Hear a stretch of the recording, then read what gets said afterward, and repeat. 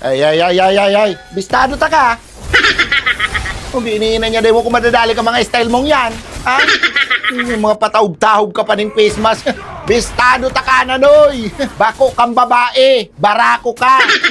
Aram mo sala yung ginigibo mong yan. Nang luloko ka. Nagpapanggap ka ng babae tapos lalaki ka mampalan mo kay sala yan. Puro pundoon mo na ang style mong yan. Nakagrabe ka na pati. Ang nadali mo na sa 1,600 na yugon mo an. Kaya pala ka nakikipag-video ko lang ko sa imo. Habo mo magpahiling na yung muka.